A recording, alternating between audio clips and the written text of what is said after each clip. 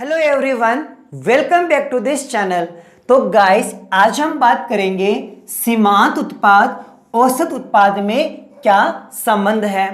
और ये जो क्वेश्चन है ये में डायरेक्ट पूछा जा सकता है कि सीमांत उत्पाद वक्र औसत उत्पाद वक्र को किस बिंदु पर काटता है, इसे चित्र के द्वारा समझाइए। तो दोनों क्वेश्चन सेम है और इसको लिखने का तरीका भी सेम है। तो सबसे पहले हम ये जानेंगे कि सीमांत उत्पाद और औसत उत्पाद किसे कहते हैं। तो देखो, जब कुल उत्पाद में परिवर्तनशील आगत यानी संसाधन की इकाई का भाग दिया जाता है तो औसत उत्पाद प्राप्त होता है। जैसे मान लेते हैं कि कुल उत्पादन दे रखा है 100 केजी और 100 केजी उत्पादन बनाने के लिए 10 घंटे लगे हैं। तो 100 केजी उत्पादन में 10 घंटे का डिवाइड करेंगे हम, तो हमारे 1 घंटे में कितना केजी उत्पादन आ रहा है? 10 केजी। यही हमारा औसत उत्पादन कहलाता है। यानी कुल उत्पादन के अंदर परिवर्तनशील संसाधन की मात्रा का भाग देने पर जो उत्पादन आता है उसे हम औसत उत्पादन यानी एवरेज प्रोडक्ट कहते हैं। अब हम बात करेंगे सीमांत उत्पाद किसे कहते हैं, यानी मार्जिनल प्रोडक्ट क्या होता है। तो देखो, जब परिवर्तनशील संसाधन की एक अतिरिक्त मात्रा बढ़ाई जाती है, उसकी वजह से जो कुल उत्पादन में परिवर्तन आता है उसे हम सीमांत उत्पाद कहते हैं। जैसे 10 घंटे काम करने पर 100 केजी उत्पादन होता है और हमने 1 घंटा एक्स्ट्रा यानी 11 घंटे उत्पादन किया, तब उत्पादन कितना हो गया? 120 केजी उत्पादन हो जाता है। तो हमने एक अतिरिक्त घंटा बढ़ाने से कुल उत्पादन कितना बढ़ गया? 20 केजी बढ़ गया है। यानी एक अतिरिक्त घंटा उत्पादन करने पर कुल उत्पादन में कितना डिफरेंस आ गया? 20 केजी डिफरेंस आ गया है। यही हमारा सीमांत उत्पादन कहलाता है। यानी उत्पादन के जो संसाधन है उसमें एक इकाई बढ़ाने पर जो कुल उत्पादन में जो वृद्धि होती है, परिवर्तन आता है, यही हमारा सीमांत उत्पादन कहलाता है। तो हमने अभी सीमांत उत्पाद औसत उत्पाद क्या होता है इसके बारे में डिस्कस कर चुके हैं। अब हम पढ़ेंगे दोनों में संबंध क्या है। तो देखो, जब सीमांत उत्पादन बढ़ता है तो औसत उत्पादन भी बढ़ता है। क्यों बढ़ता है? क्योंकि उत्पादन के कुछ संसाधन स्थिर होते हैं, कुछ परिवर्तनशील होते हैं। जैसे भूमि है, भूमि हमारा स्थिर संसाधन है, जबकि श्रम हमारा परिवर्तनशील संसाधन है। क्योंकि यदि हमें थोड़े समय के अंदर भूमि में बदलाव करना है तो ये हमारा असंभव कार्य है, जबकि हम श्रम में हम थोड़े समय में परिवर्तन कर सकते हैं। जैसे जहाँ पर हम 5 घंटे काम करते हैं वहाँ पर 6 घंटे 7 घंटे काम करके उत्पादन की मात्रा को बढ़ाया जा सकता है, जबकि भूमि में हम थोड़े समय में परिवर्तन नहीं कर सकते। इसलिए भूमि को स्थिर रखा जाता है और श्रम को हम परिवर्तनशील संसाधन मानते हैं।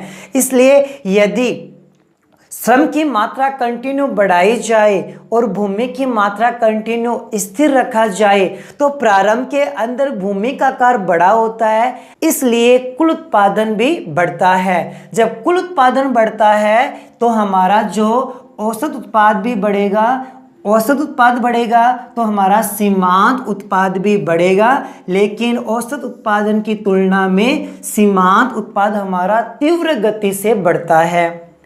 इसके विपरीत जब औसत उत्पाद घटता है तो सीमांत उत्पाद भी घटता है। क्यों घटता है?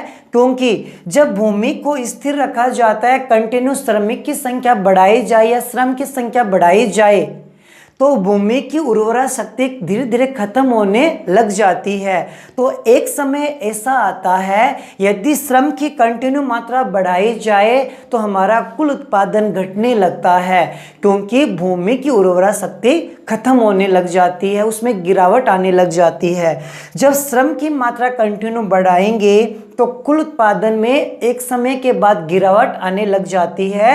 इस स्थिति में हमारा औसत उत्पादन भी घटता है और सीमांत उत्पाद भी घटने लगता है। लेकिन जो सीमांत उत्पाद है वो तीव्र गति से गिरता है। जो हमारा सीमांत उत्पादन है तीव्र गति से गिरता है, किसकी तुलना में? औसत उत्पादन की तुलना में। इस स्थिति के अंदर जो सीमांत उत्पाद है, जो हमारा एमपी वक्र है, वो औसत उत्पादन को अधिकतम बिंदु पर काटते हुए गिरेगा। जब औसत गिरेगा तो सीमांत भी गिरता है। उस स्थिति में जो सीमांत उत्पादन वक्र गिरता है वो औसत उत्पादन को अधिकतम बिंदु पर काटते हुए गिरता है। इसे हम अच्छे से समझने के लिए एक डायग्राम बनाते हैं। तो अभी हमने पढ़ा है कि जैसे जैसे श्रम की मात्रा कंटिन्यू बढ़ाते हैं तो प्रारंभ के अंदर जो हमारा औसत उत्पादन है कंटिन्यू बढ़ेगा और एक सीमा के पश्चात कुल उत्पादन गिरने के कारण जो हमारा औसत उत्पाद है वो भी घटने लगता है। तो इसके पश्चात हमारा औसत उत्पादन भी गिरावट आने लग जाएगी। ये हमारा है एपी वक्र, एवरेज प्रोडक्ट यानी औसत उत्पाद वक्र।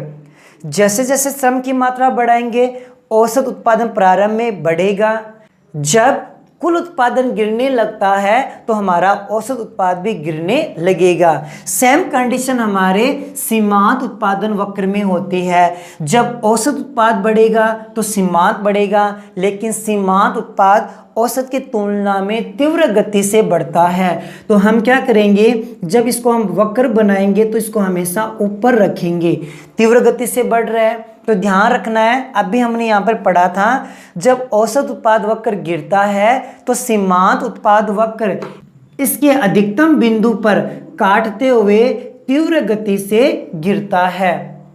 हमें क्या ध्यान रखना है कि जब हम औसत उत्पाद को सीमांत उत्पाद वक्र काटेंगे तो इसके अधिकतम बिंदु पर काटते हुए तीव्र गति से गिराना है। अब देखिए, जब औसत उत्पाद बढ़ता है तो सीमांत उत्पाद भी बढ़ता है, लेकिन तीव्र गति से बढ़ेगा। जब औसत उत्पाद गिरने लगता है, यानी जब औसत उत्पाद अधिकतम होता है तो सीमांत उत्पाद इसको काट देता है। जब औसत गिरेगा तो हमारा सीमांत उत्पादन तीव्र गति से गिरता है, यानी जब एपी बढ़ेगा तो एमपी इसके ऊपर रहेगा। जब एपी गिरेगा तो हमारा जो एमपी वक्र है इसकी तुलना में नीचे रहता है। आई थिंक आपको अच्छे से क्लियर समझ में आ गया होगा कि सीमांत उत्पाद औसत उत्पाद वक्र में क्या संबंध है। तो यदि आप इसके तालिका देखना चाहते हो तो मैंने फुल डिटेल्स इसकी वीडियो बना रखी है, जिसमें सीमांत उत्पाद, औसत उत्पाद और कुल उत्पाद के बारे में परिभाषा, इनका सूत्र, इनके तालिका, इनके डायग्राम, चारों को मैंने अच्छे ढंग से एक्सप्लेन किया है। यदि वो वाले वीडियो देखना चाहते हो तो इस वीडियो के डिस्क्रिप्शन में जाके उस वीडियो को देख सकते हो। आज हमने ओनली फॉर सीमांत उत्पाद, औसत उत्पाद के बारे में डिस्कस किया था, जहाँ पर हमने बिना तालिका के यहाँ पर डिस्कस किया है। तो ध्यान रखना है, जब औसत बढ़ेगा तो सीमांत बढ़ेगा, जब औसत अधिकतम होता है तो सीमांत वक्र इसको काट देता है, जब औसत गिरता है तो सीमांत वक्र भी गिरता है। क्वेश्चन ये भी आ सकता है कि सीमांत उत्पाद और औसत उत्पाद में 3 अंतर बताइए या 3 संबंध बताइए। तो गाइस, अगर वीडियो पसंद आए तो प्लीज़ वीडियो को लाइक करना है, शेयर करना है और चैनल को सब्सक्राइब करना है। तो गाइस, मिलते अगली वीडियो के अंदर। Thank you so much.